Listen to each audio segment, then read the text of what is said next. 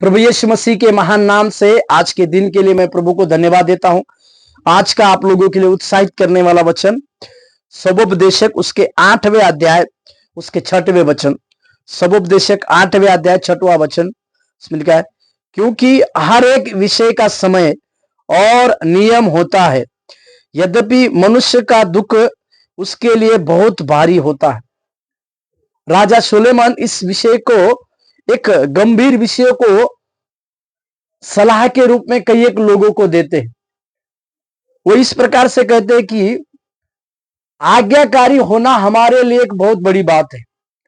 जो अपने जीवन में आज्ञाकारिता का जीवन जीते हैं, जो परमेश्वर की बातों के लिए सदैव आज्ञाकारी होते हैं, उन लोगों के जीवन में परमेश्वर की बड़ी बातें होती है।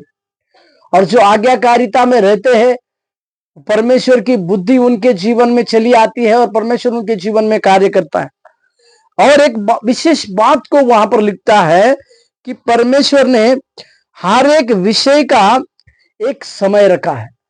हमारे लिए हर बात के लिए परमेश्वर ने एक समय रखा है, और समय के साथ साथ परमेश्वर ने एक नियम भी रखा है। मतलब हमारे लिए एक सुख के लिए एक परमेश्वर के पास समय है, हमारे दुख के लिए एक परमेश्वर के पास एक समय है। यदि हम परमेश्वर से सुख की अपेक्षा चाहते हैं तो परमेश्वर ने एक नियम को बनाए हैं। उस नियम के द्वारा ही हम अपने जीवन को सुख की बातों में या हमारा जीवन सुख में बिता सकते हैं। और अगर हम किसी नियम के विरुद्ध में जाकर या किसी नियमों को ना मानते हुए अगर हम कुछ बातों को करते हैं तो वो दुख में भी हमारे जीवन के लिए एक समय दिया गया है। सुख और दुख का जिस प्रकार से समय दिया गया है, इसके विषय में राजा सुलेमान कहते हैं। और साथ ही साथ वो इस प्रकार से भी बताते हैं कि मनुष्य इस सुख की अपेक्षा ज्यादा करते हैं।